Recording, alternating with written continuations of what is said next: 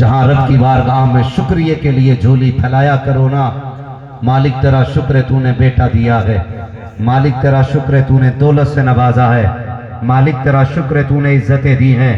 دو جملے یہ بھی کہہ لیا کرو، مالک تیرا شکر ہے تو نے احمد رضا جیسا امام دیا۔ یہ بھی کہہ لیا کرو، مالک تیرا شکر ہے امام احمد رضا ہمیں دیا ہے۔ اس لیے کہ اگر امام احمد رضا بریلی میں نہیں ہوتے نا تو آج پتہ نہیں ہمارے عقیدے کس گندی نالی میں پڑے ہوتے۔ وہ تو احسان ہے نقی علی کے بیٹے کا کہ جب عقیدوں کی چوریاں ہو رہی تھیں، جب لوگوں کو مصطفیٰ جان رحمت کی زندگی اور موت کر کے یہ نظریہ پیش کیا جا رہا تھا، معاذ اللہ نبی مر کے مٹی میں مل گئے، تب بریلی کے امام نے کہا تھا تو زندہ ہے واللہ، تو زندہ ہے واللہ، میرے چشم عالم سے چھپ جانے والے، کیا وجہ ہے امام احمد رضا سے چڑ کیوں ہے؟ آخر کیا بگاڑا کہ بریلی کے امام نے کسی کا کھیت نہیں کاٹا میرے امام نے، کسی کی زمین نہیں جوتی میرے امام نے، کسی کے بیل نہیں کھولے میرے امام نے،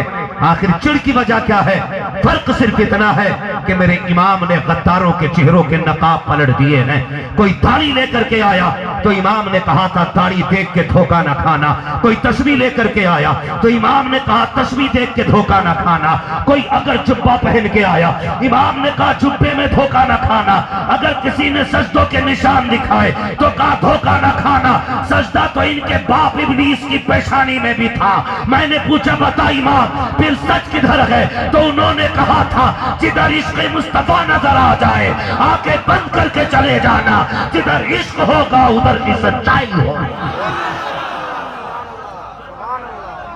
ادھر ہی حق ہوگا، جدھر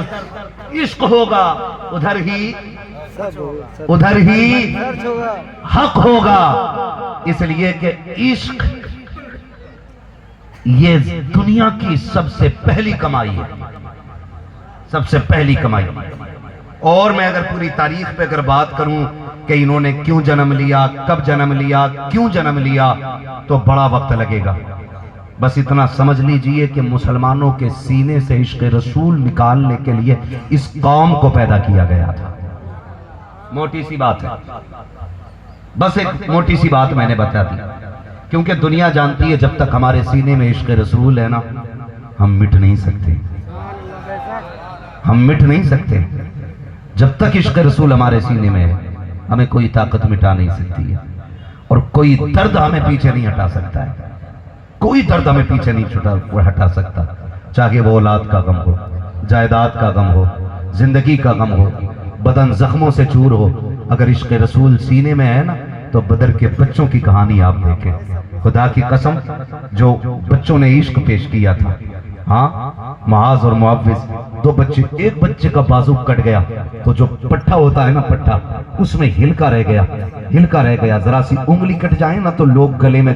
رسی ڈال کے ٹانگے رہتے ہیں کہ انگلی میں کہیں درد نہ ہو جائے، کلائی ٹوٹ جائے نا تو دوائیں رکھتے ہیں ہلنے سے درد نہ ہو جائے، مگر عشق رسول وہ مرہم ہے جب بڑے سے بڑے درد کو مٹا دیا کرتا ہے۔ آپ تاریخ اٹھا کر کے دیکھیں وہ بدر کے بچوں کی کہانی، خدا کی قسم آج بھی جوانی پیدا کر دیتی ہے بڑھاپوں میں۔ جب بازو کٹانا ایک بچے کا پٹھا ہلکا رہ گیا، اس نے جب دیکھا کہ یہ تلوار چلانے میں تکلیف پیدا کر رہا ہے، اس نے پیر کے نیچے بازو رکھ کے دبا کے جھٹکا دیا اور بازو توڑ کے پھینک دیا۔ کسی نے کہا یہ بازو توڑنے میں درد نہیں ہوا؟ تو بریلی کی زبانی ہم کو یہ سبق دیا گیا، ان کا نثار کوئی کیسے ہی رنج میں ہو، جب یاد آ گئے ہیں سب غم بھلا دیے ہیں۔ عشق رسول اگر سینے میں ہوتا ہے نا تو پھر درد کا احساس نہیں ہوتا ہے۔ احسان مانو بریلی کے احمد رضا کا کہ اس نے ہمارے عقیدے کی حفاظت کی ہے۔ لوگ چیخ جایا کرتے ہیں بریلی بریلی گایا کرتے ہو، یاد رکھیے گا ہم دعوے کے ساتھ کہتے ہیں جب دیکھو تو صحیح ویکسین اتنے دن چلی ہے جتنے دن کرونا چلا ہے، اتنے دن ہوا مہاماری کی دوائیاں چلی